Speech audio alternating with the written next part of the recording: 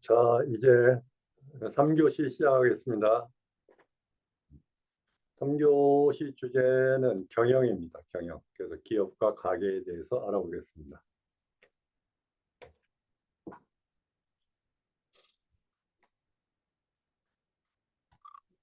경영이란 말은 이제 매니지, 관리한다 이렇게 얘기하는 거예요. 그래서 기업 경영을 다른 말로 이제 기업 관리 이렇게 얘기합니다. 비즈니스 어드미니스트레이션. 어원을 살펴보면은 그 라틴어의 마누스란 말에서 시작해서 이태리어로 와서 마네기아르, 그다음에 영어로 와서 매니지 이렇게 이제 바뀐 거예요. 이,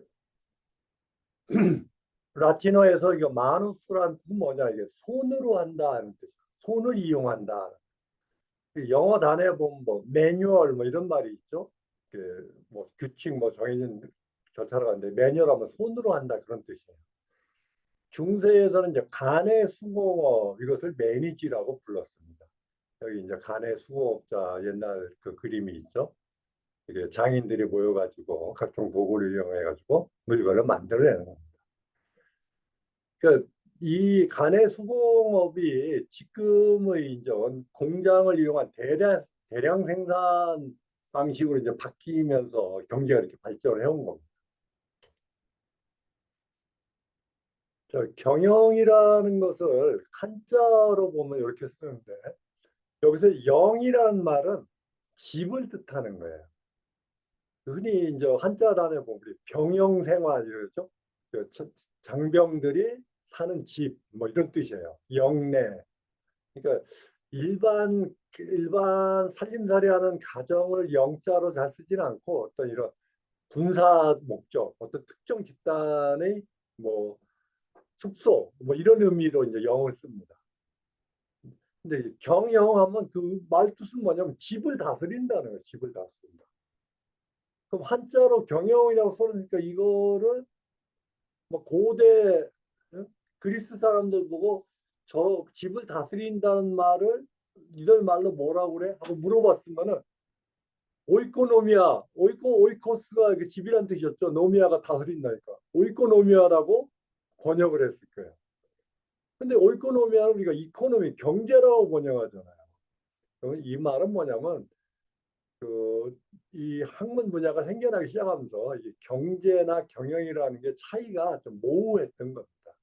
지금에 와서는 경제라고 하면은 뭐 국가 전체적인 시각 뭐 이런 걸 뜻하는 거고 경영이라고 하면은 경제의 3주체 중에서 그 기업 입장에서 이 문제를 풀어가는 거 이것을 이제 경영이라고 합니다.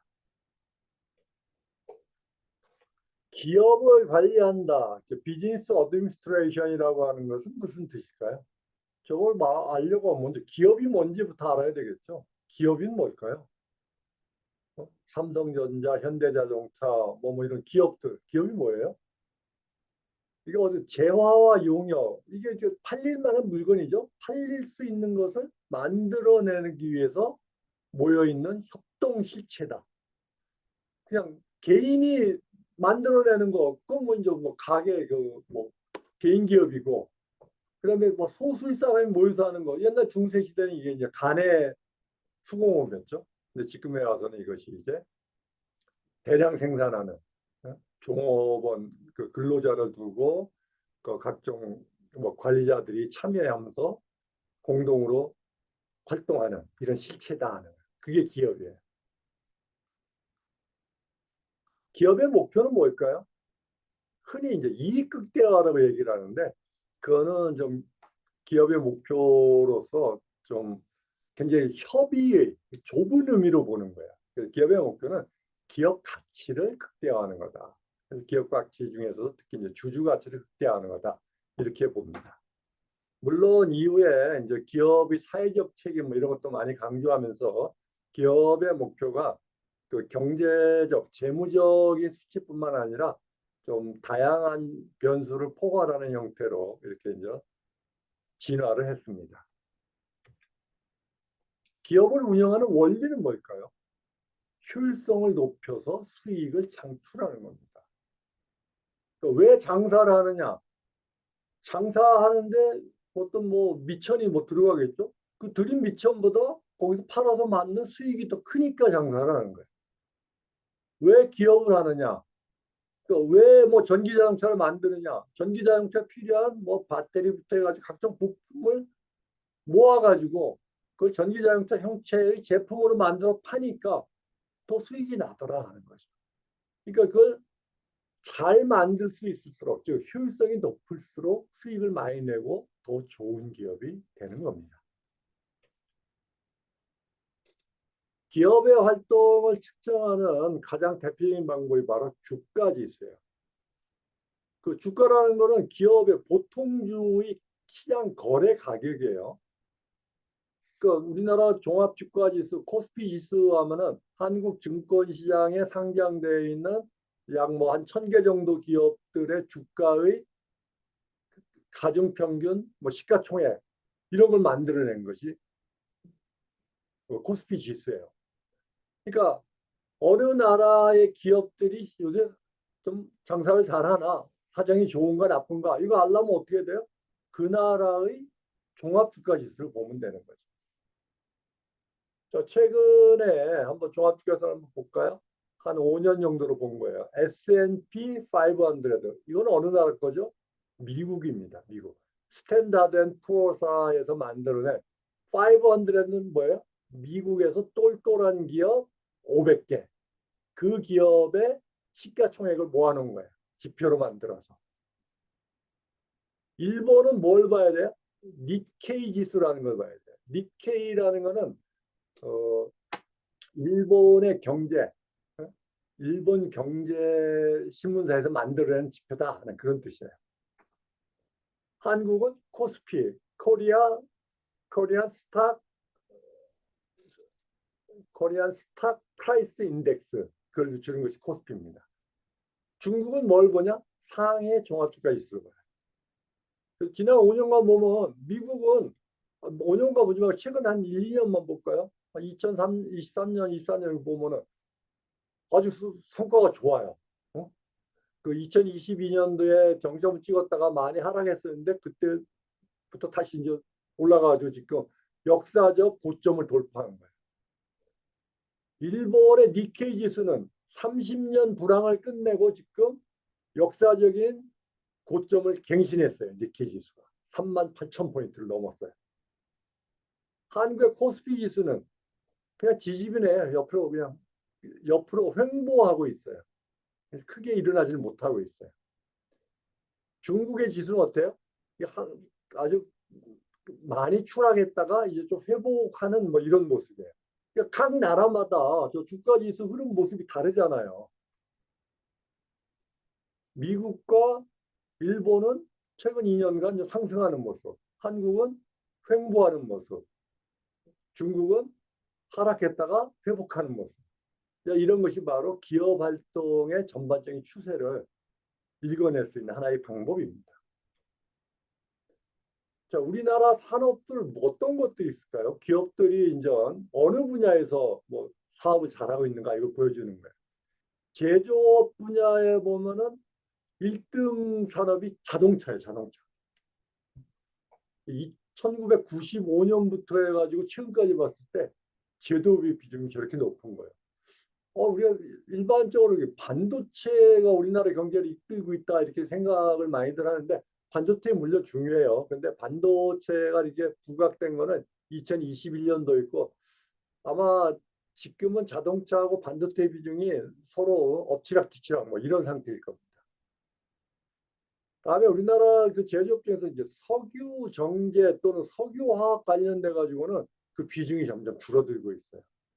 중국에서 이 석유화학 관련되는 제품들을 과잉 공급해가지고 막 제품 가격이 막 떨어지니까 우리나라에서 이제 석유화학 관련되는 기업들이 뭐 공장을 폐쇄하고 매각하고 이렇게 줄여나가고 이런 실정입니다. 서비스업은 없을까요? 어떨까요? 서비스업에서 가장 큰 비중을 차지하는 것이 도소매예요. 도소매. 일반 가게들이라고 보면 되겠죠. 뭐 마트, 가게, 뭐 또 뭐 부동산 관련 뭐 이런 것들이 좀 1순위에 올랐어요. 근데 대개 이런 업종들은 뭐 일반적으로 부가가치가 낮은 업종이에요. 부가가치가 높은 업종 예를 들면 어떤 게 있을까요? 뭐 금융보험이라든가 전문과학기술, 뭐 의료보건 뭐 이런 게 이제 부가가치가 높은 업종이겠죠. 근데 그런 업종들은 상대적으로 비중이 낮아요. 그러니까 우리나라는 서비스 업종 전반적으로 봐가지고 부가가치가 낮은 것이 우리 국민소득이라든가 뭐 가처분 소득이라든가 이런 것이 그렇게 크게 올라가지 못하는 하나의 원인이 되고 있습니다.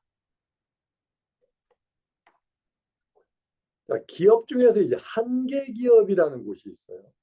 어떤 것이냐? 3년 연속해서 이자 보상 배율이 1보다 작은 기업. 이자 보상 배율은 뭐냐? 영업이익과 이자를 나눠준 거예요. 그러니까 영업이익이 이자보다는 더 많아야지만 정상이겠죠. 그래서 이자를 제때 갚을 수 있잖아요. 그런데 그 100% 미만인 기업이요. 그게 하루 1년만 그런 게 아니라 3년 연속으로 그랬어. 이랬을 때는 거의 이제 사망 직전의 단계다. 그렇게 뭐 곧 죽을 기업 이렇게 표현하면 너무 이제 험악하니까 한계 기업이라고 표현합니다. 근데 일반적으로 시중에서는 좀비 기업이라고 그래요. 다 죽었는지 알았는데 죽지 않고 또 살아나는 거 이런 게 좀비 아닙니까? 그러니까 이런 기업들은 뭐 오늘 죽는다고 하더라도 폐업하고 파산한다 하더라도 전혀 이상할 게 없는데 아직도 목숨을 부지하고 있는. 그리고 경제에서 이런 좀비 기업이 많으면 그 경제가 잘 될까요? 뭐 안 될까요? 당연히 안 되겠죠. 근데 우리 경제는 어떠느냐? 이런 좀비 기업들이 마구 늘어나고 있어요. 2020년에 3,465개였다가 2020년에 3,903개. 지금 뭐 이제 2023년 통계로 내고 하면 이거보다 더 늘어났을 거예요.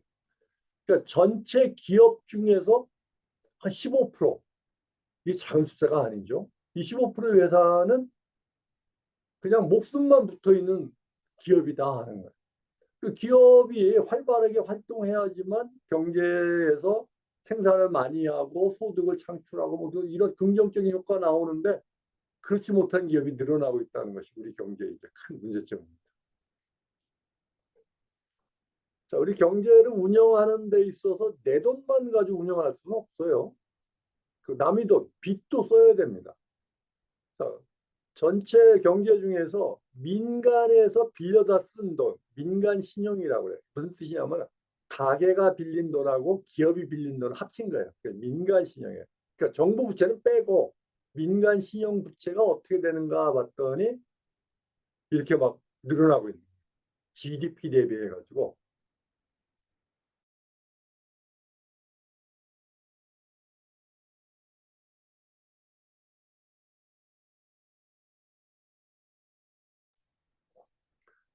지금 2023년 3분기로 봤을 때 한 227%.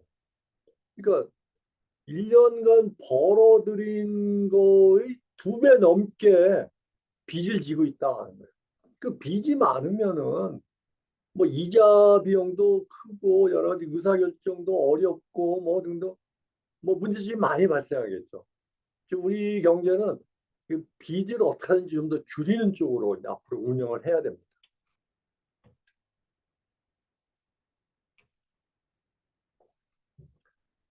GDP 대비해서 가계부채나 기업부채가 어떻게 움직이는가 하는 걸 보여준 거예요. 2014, 13년도부터 쭉 변하는 모습 보이는데 이게 다 전반적으로 올라가고 있죠. 이게 올라가는 거예요. 가계부채나 기업부채나 여기 끝에서 조금 떨어지긴 했지만 전반적으로 이렇게 올라가요. 두 개 합치면 한 224%뭐 이렇게 나옵니다. 그러니까 GDP 대비해가지고 기업이 안고 있는 부채들의 규모가 얼마나 되느냐 했을 때 다른 나라 대비해서 어떠느냐. 우리나라가 전 세계 3위예요, 3위.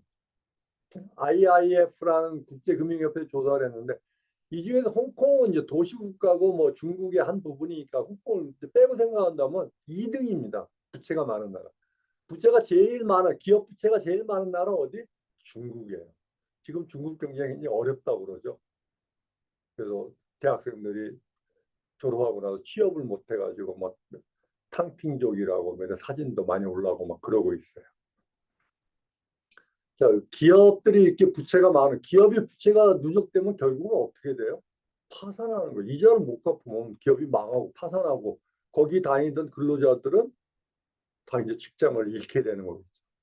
그러니까 기업들이 좀 건전한 자본 구조를 가지고 지속적으로 활동할 수 있게 이런 뭐 지원도 하고 정책도 피고 하는 것이 우리 이제 과제입니다.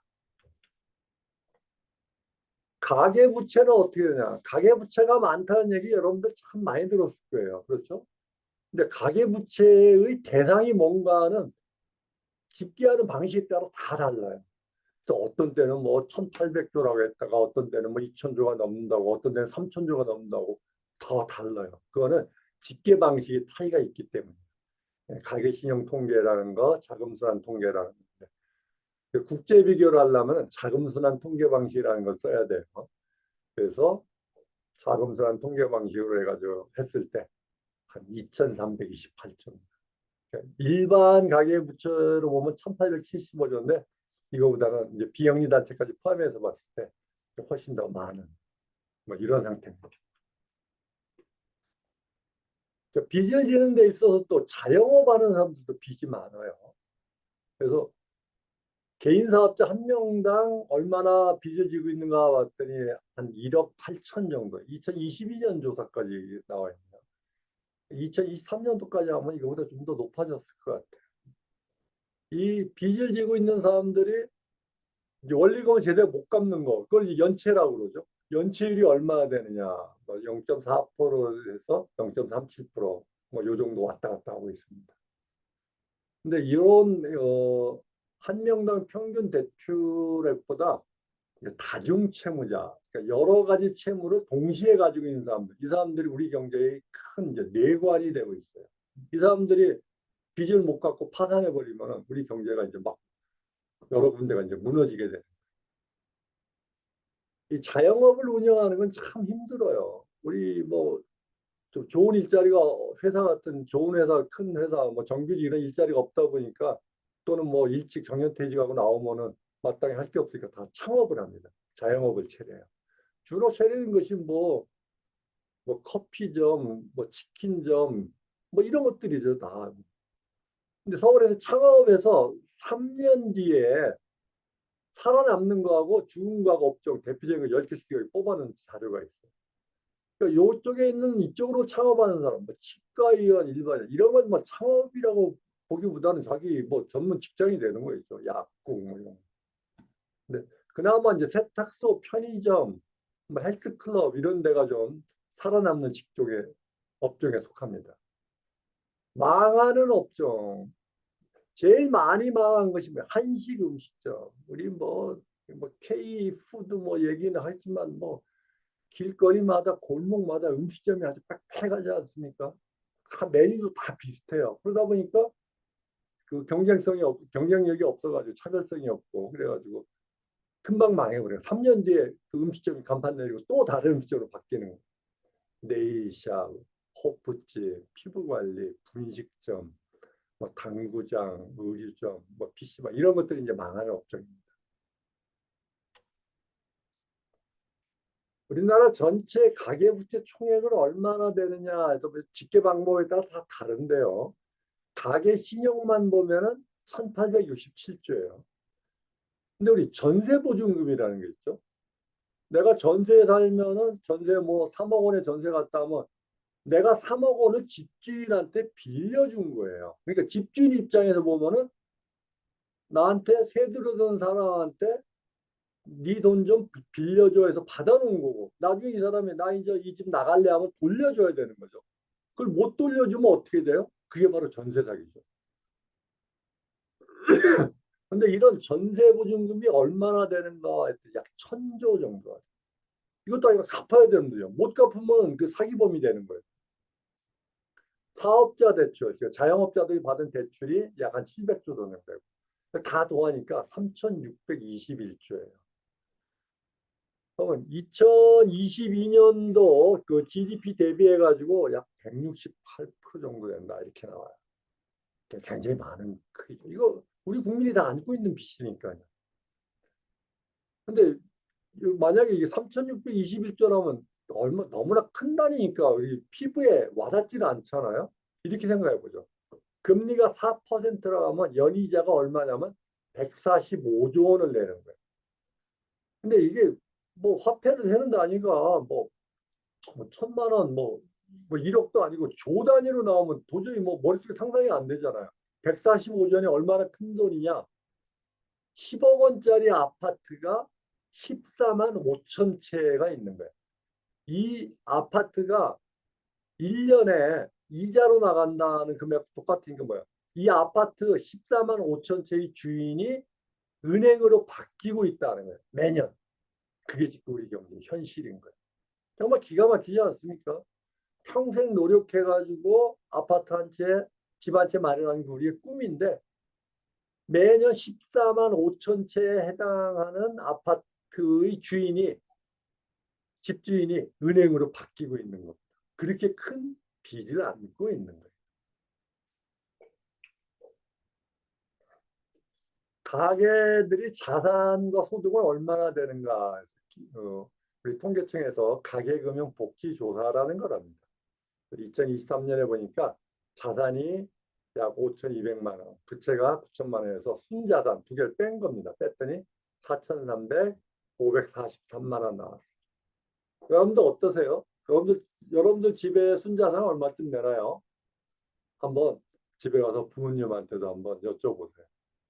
아마 학생이 공부나 하지 이런데 왜 신경 써? 부모님이 그러신다고 하면 아닙니다. 우리 교수님이 우리 젊은이들이 앞으로 살아가려고 하면 경제 문제에 관심 있고 이런 것도 좀 알고 있어야 된다고 얘기했다고 부모님하고 대화하라고 했다고 내 얘기를 하세요.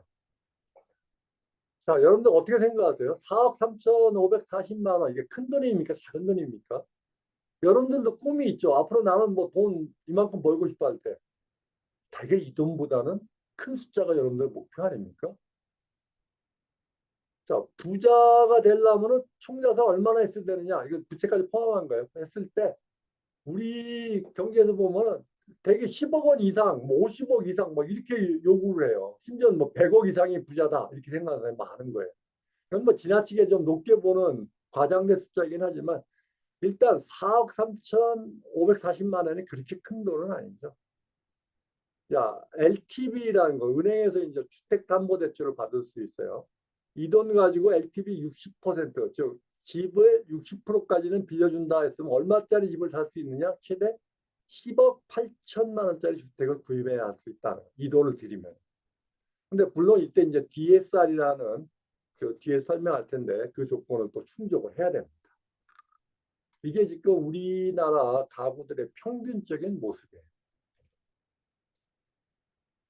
내 집 마련하는 거에 관련해 가지고 모니터 트렌드라는 곳에서 이제 조사를 해봤어요. 2022년 11월에 했는데 19세에서 59세 남녀 1,000명을 조사를 했어요.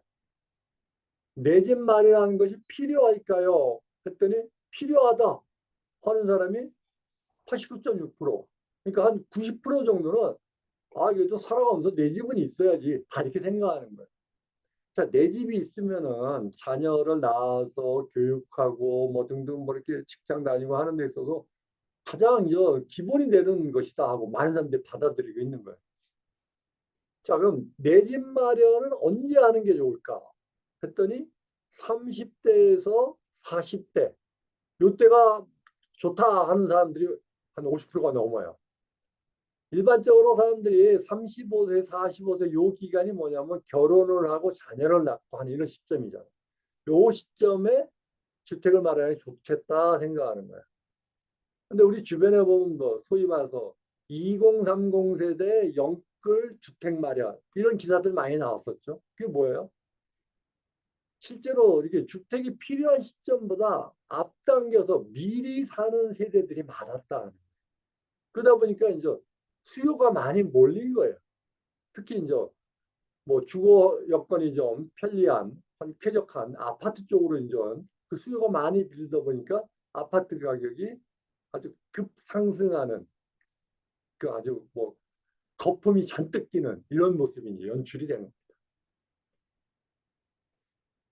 아파트 실거래 가격 지수라는 거를 여기 부동산원에 들어가서 이제 찾아볼 수가 있어요. 우리 이제 수도권 지역으로 봤어요. 그래가지고 실거래 가격 이렇게 쭉 봤더니 2017년도 정도 이때부터 해가지고 이제 본 거예요. 2006년이 지수 100이었는데 2017년도 100 근처였어요. 그러니까 한 10년 동안 뭐 집값이 뭐 등락은 있었는데 도로 원위치된 이런 상태였었죠.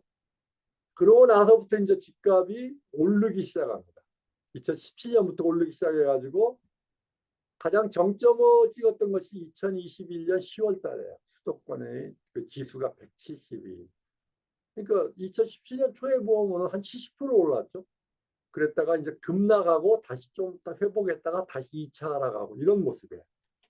특히 코로나가 발생했던 기간 2020년 2월부터 해가지고 정부에서 각종 뭐 지원금도 풀고 등등 해가지고 이 우리나라 경제에 돈이 많아졌어요. 유동성이 풍부해진 거죠. 그 이 돈이 어디로 가붙었냐?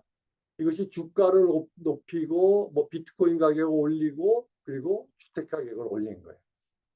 이때 영끌이라는 영혼까지 끌어모아서 끌어모은 빚을 지면서 주식을 마련한다, 주택을 마련한다 해가지고 이때 요 단기간에 그러니까 2020년부터 2021년 겨우 뭐 한 뭐 1년 얼마입니까? 한 2년 정도 되나요? 1년 한 6, 7개월 이만에 50%가 상승해 버린 거예요. 이거는 누가 봐도 과잉 상승이고 거품이라고밖에 말할 수 없습니다. 그랬다가 이제 급락하기 시작합니다. 우리나라 기본금리를 올리면서부터 주가가 급락하기 시작해가지고 뚝 떨어지는 거예요. 뚝 떨어지고 다시 조금 회복했다가 다시 2차 하락하는 이런 모습을 보여주고 있어요. 자, 정부에서는 기본적으로 우리나라 정부 정책을 보면은 어차피 집 살 때 목돈 들어가는데 그 네 돈만 가지고 살 수 없으니까 국민 여러분 빚내서 집 사세요. 자꾸 이게 정부가 빚내서 집 사라고 부추겨요. 왜 그럴까요? 이게 부동산 관련해 가지고 뭐 건설 회사들 또 건축 관련되는 뭐 인테리어 회사 뭐 등등 해가지고 경기에 큰 비중을 차지해요. 그러니까 부동산이 만약에 침체에 빠지면은 그쪽 부동산 관련해 가지고 소득을 벌던 사람들이 다 이제 뭐 실업자가 되거나 뭐 금료가 깎이든가 뭐 이렇게 되는 거죠. 그러니까 그러면 경기 불안이 되니까 그걸 막으려고 가능하면 부동산 경기가 침체하지 않도록 급락하지 않도록 정부가 이제 신중을 쓰는 거예요. 신경을 쓰는 겁니다. 근데 과연 이렇게 빚내서 집사라고 하는 이러한 정책이 이게 올바른 걸까요? 그러기 위해서 먼저 정부가 가지고 있는 주거복지 정책의 목표가 뭔가 한번 되돌아볼 필요가 있어요. 정부가 가지고 있는 주거정책의 목표, 이건 뭐 내가 한 말이 아니라 정부의 그 홍보문에 나와 있는 거예요. 국민이 집 걱정 없이 안심하고 살 수 있는 주거 환경을 조성한다. 그래서 투기 수요는 근절하고, 근철이 아니라 근절. 실수요자 중심으로 지원 공급을 하고, 저소득층의 주거 복지를 향상한다. 이게 정부가 내세운 목표예요. 여기 어디도 보면은 가능하면 빚내서 집 사라고 권유한다. 이런 말 없잖아요. 근데 실질적으로 정부 정책은 그렇게 운영되고 있어요. 그 중에 하나가 이제 특례보금자리로 또 하나가 신생아 특례대출. 요새 이제 시행되고 있는. 요거는 2023년에 시행했다가 종료가 됐어요. 신생아 특례대출은 2024년 1월부터 시행되고 있고 뭐 이런 조건들이 있어요.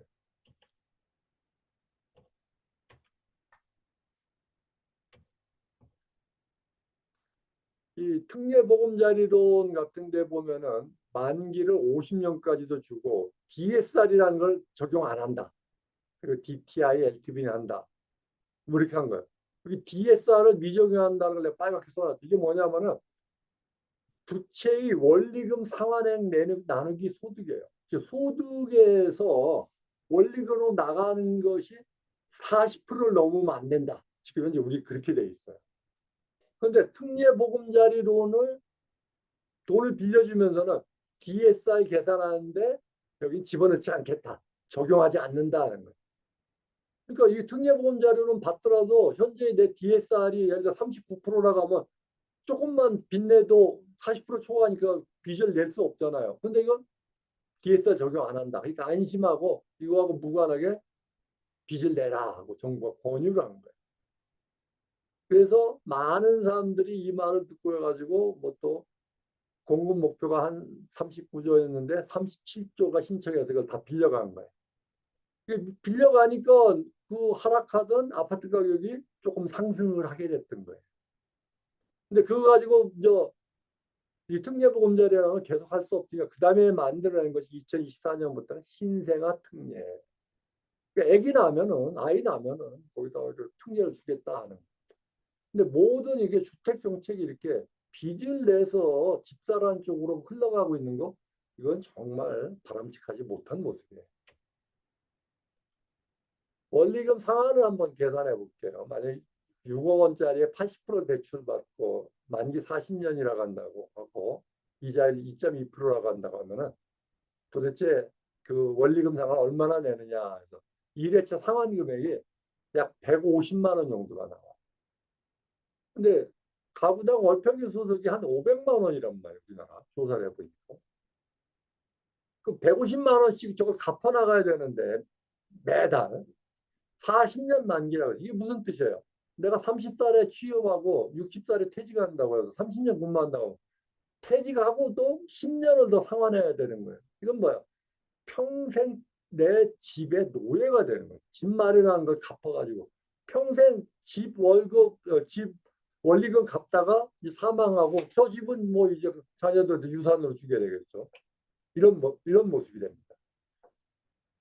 자, 지금 뭐 청년 주택 드림 청약 통장 이런 것도 정부가 만들어냈어요. 그래가지고 이자율을 뭐 4.5% 준다고 그럽니다.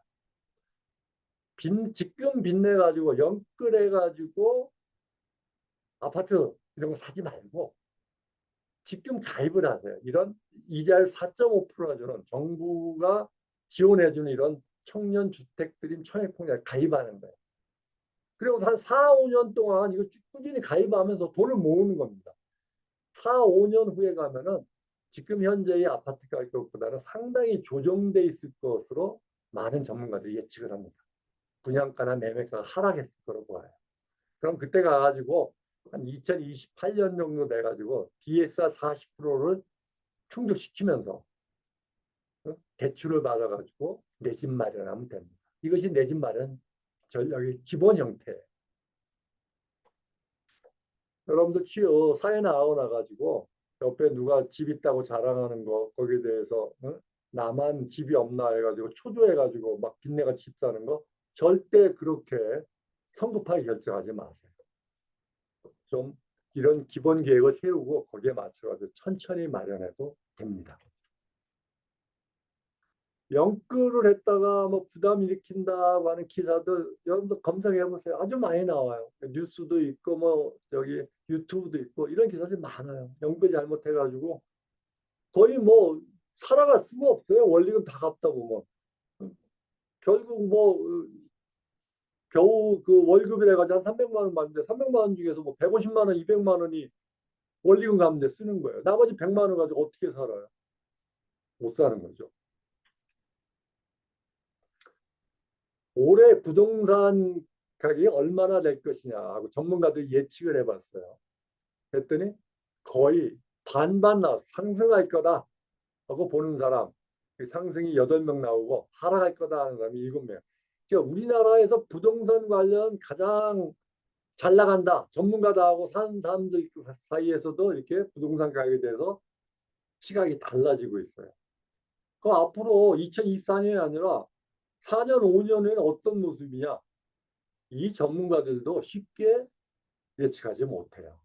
그러니까 지금 빚내가지고 아파트를 사면서 어차피 아파트 가격 우상향한다. 어차피 오른다. 이렇게 보고 판단하고 들어가는 건 맞는 말일까요? 아니에요. 절대로 맞는 말이 아닙니다. 자, 내 집 마련한다는 건 인간의 자연스러운 욕구입니다. 그럼 정부가 할 일이 그러면 임대주택 비율을 많이 만들어주면 어떨까요? 이건 임대주택이 아니라 그 소유권을 가진 주택들 가격이 폭등할 가능성이 있어요. 왜? 인간은 자기 소유하고 싶은 욕망을 못 버리기 때문에 그래요. 정부가 할 일은 뭐예요? 국민이 원하는 크기의 주택을 지속적으로 공급해야 돼요. 그리고 교통, 교육, 의료 등 인프라 환경 개선화 이런 걸 해야 되는 거예요. 자, 내 돈, 빚을 지면 어떻게 되냐? 결국은 갚아야 되는 겁니다. 껴먹을 수 없어요. 결국은 갚게 돼요. 우리 뭐 자본주의 사회가 빚 떼먹고 도망가기 이렇게 쉽게 두지 않아요. 어떻게든 약삭같이 받아냅니다.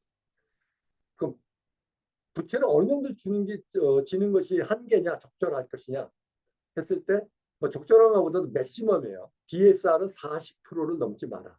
LTV, 이거는 주택담보대출에 가고 주택담보가치 비율, LTV의 60%를 넘지 마라. 그러니까 너무 빚을 지면 안 된다는 거죠. 감당할 수 없는 빚은 결국 파국으로 종결이 됩니다.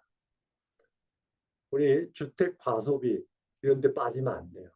주택도 이게 좀 경제적으로 여유가 생기면서 조금씩 더 좋은 집, 더 쾌적한 집으로 이렇게 상승해서 가는 거예요.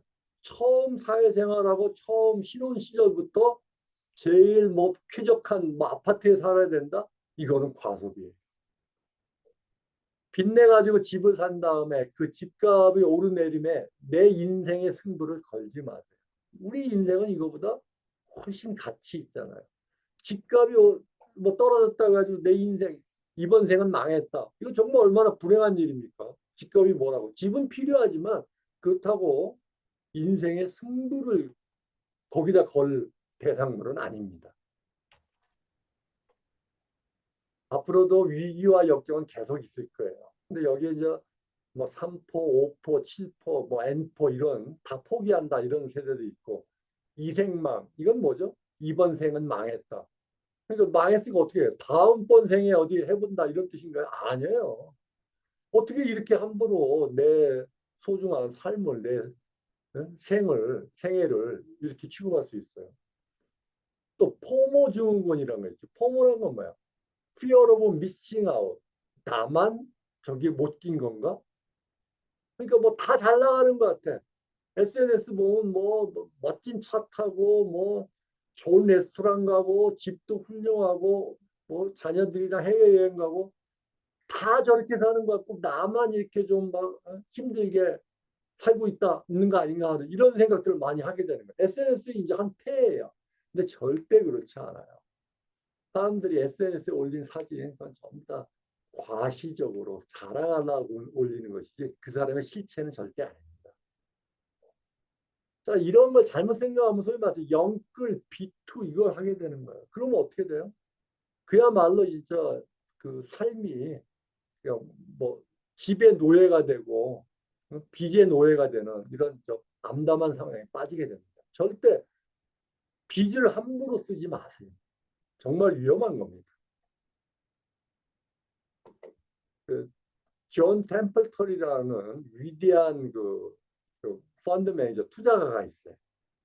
그 사람이 했던 말이 있어요.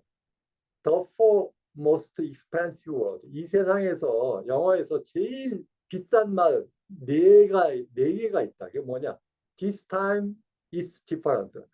이번엔 달라 하고 얘기하는. 사람들이 예전에는 올랐다 내리고 뭐 이렇게 했지만 이번에는 오르기만 해. 분명히 이쪽으로 갈 거야. 하고 한쪽으로만 생각하는 거. 이것이 바로 아주 값비싼 대가를 치르게 하는 말이다. 이 말을 믿지 말라는 거예요. 위협적인 상황, 기회가 뭐 널리는 이런 상태, 이거는 늘 반복되던 일이다. 로마 제국이 만들어져 가지고 왜 400년 만에 망했어요? 왜 1000년, 2000년 못 갔습니까? 다 이렇게 뭐 번영을 이루고 발전하는 시기가 있는가 하면 그것이 또 자체적인 내부의 뭐 모순과 갈등으로 또 수축되고 줄어드는 이런 시기도 반드시 있는 겁니다. 자, 저런 그 뭐 조롱이나 비하를 하는 이런 SNS 이런 거에 대해서 뭐 무시하기에는 좀 마음에 걸려요. 뭔가 신경이 쓰이잖아요. 이럴 때 어떻게 하면 좋을까요? 나는 이렇게 생각해요. 자긍심과 자존심으로 대처하는 거다. 자긍심이란 건 뭐예요? 내 선택과 행동에 대해서 보람과 행복을 느끼는 감정이에요. 자존감은 내 자신이 아주 가치가 있는 소중한 존재고 유능한 사람이라고 믿는 감정. 요약하면 이렇게 말할 수 있어요. 자긍심은 내가 그걸 해냈어, 견뎌냈어, 이겨냈어 하는 거야. 자존감은 이런 이 정도는 내가 할 수 있어. 나는 이런 사람이야. 나는 가능해 하고 자기 자신한테 믿는 긍정적인 감정을 얘기합니다. 여러분들이 좀 앞으로 살아가면서 여러 가지 형태의 위협과 기회, 상승과 하락, 뭐 좌절과 번영, 이거 계속 많이 나올 거예요. 이랬을 때 거기에 함몰되지 말고 이 자긍심과 자존감을 가지고 잘 헤쳐나가기 바라겠습니다. 자, 이제 마지막 슬라이드입니다. 오늘 강의를 마치면서 여러분들한테 내가 이제 경제와 경영에 대해서 이렇게 몇 가지 내 시각을 얘기를 했는데 그야말로 참 아주 부분적인 하나의 단편적인 의견이에요. 굉장히 큰 주제가 많은 뭐 이런 내용들입니다. 그래서 여러분들이 사회생활하는 데 있어서 도움이 될 만한 내 책을 좀 소개를 하겠습니다. 경제의 역사를 좀 알아두면은 우리가 경제의 흐름을 이해하고 지금 무슨 일이 벌어지고 있는지 저 사람이 무슨 말을 하는지 하고 이해하는 데 도움이 돼요. 자, 경제의 역사를 이해하는데 어떤 방법이 있느냐? 종이책을 읽는 법과 동영상을 보는 방법이 있어요. 뭐 둘 다 추천을 합니다. 근데 나는 그 중에서도 더 종이책을 보기를 권합니다. 왜? 여러분들은 지식인이니까 대학생인데 대학생이 특히 일반 사람들하고 다른 게 책을 읽을 수 있는 그 뭐 권리가 있는지 뭐 어떤 뭐 자격이 뭐 이런 거 갖추고 있잖아요, 여러분들. 이런 말이 있어요. 부자는 읽고 책을 읽고 빈자는 본다. 빈자는 동영상을 본다 하는 거예요. 난 여러분들이 책을 읽어가지고 여러분들이 부자를 내는데 도움을 받았으면 합니다. 두 권을 내가 소개를 하겠어요. 하나는 이제 경희대학의 그 안재욱 교수가 명예교수예요. 지금도 퇴직한분인데 이분이 이제 정리하는 거예요. 흐름으로 읽는 시장 경제의 역사. 이건 경제학을 전공하지 않은 사람들이 쉽게 인류가 농사 짓다가 어떻게 뭐 산업혁명하고 어떻게 발전하고 있구나 하는 걸 아주 쉽게 설명을 하고 있어요. 한번 이런 거 읽어보세요. 또 하나는 김승욱 교수가 쓴 책이에요. 제도의 힘. 중앙대 명예교수인데 이분도 좀 약간 이 시장경제 역사보다 조금 더 깊게 들어가지고 그 시장경제 제도라는 게 국가가 잘 살고 못 사는 것이 무슨 차이가 있느냐 제도가 영향이 있구나 하는 거 이 관점에서 쓴 책입니다. 그래서 먼저 시장경제 역사를 읽어보고 그 다음에 이게 제도의 힘 이걸 읽으면 좋을 것 같습니다. 자, 지금 시간이 이제 5시 53분이 됐네요. 좀 일찍 끝나려고 했는데 시간을 많이 썼습니다. 이번 강의 이거 줌 회의실을 내가 6시까지 예약을 해놨는데 뭐 따로 여기다가 여러분들한테 좀 질문을 받고 뭐 그런 시간은 좀 많지 않을 것 같으네요. 그 여러분들하고 나는 우리 뭐 카톡 그 단체 톡방에서 또 대화도 오픈톡에서도 할 수 있으니까 거기도 의견도 많이 내주기 바라겠습니다. 자, 오늘 강의는 여기서 마치고 우리 다음 주에는 외부 강사 또 초대를 합니다. 마찬가지로 오늘처럼 이렇게 줌으로 회의를 할 거고 숭실대학교의 조홍식 교수님이 오셔가지고 문화로 읽는 자본주의. 그러니까 자본주의라는 걸 돈 얘기만 하지 말고 문화하고 어떻게 연관되는가 이런 쪽으로 이제 강의를 해주실 거예요. 그러니까 여러분들 오늘처럼 잘 참여해 주기 바라겠습니다. 생각보다 시간이 많이 걸려서 여러분들 또 예정한 시간 차질이 없는가 모르겠네요. 자, 여러분들 마이크 잠깐 켜고 여러분들 나랑 같이 한번 인사 한번 해보죠. 마이크 한번 딱 켜보세요. 여러분들 어땠어요? 괜찮았습니까? 재밌었어요? 네, 감사합니다. 예. 감사합니다. 감사합니다. 감사합니다. 오케이. 자, 오늘 강의한 내용도 녹화한 동영상을 우리 클래스에다 게재할 테니까 필요한 사람들은 또 시청하기 바라겠습니다. 자, 이상으로 모두 마칩니다. 여러분들 이제 퇴장해도 됩니다. 다음 주에 만나겠습니다. 고생하셨습니다. 예.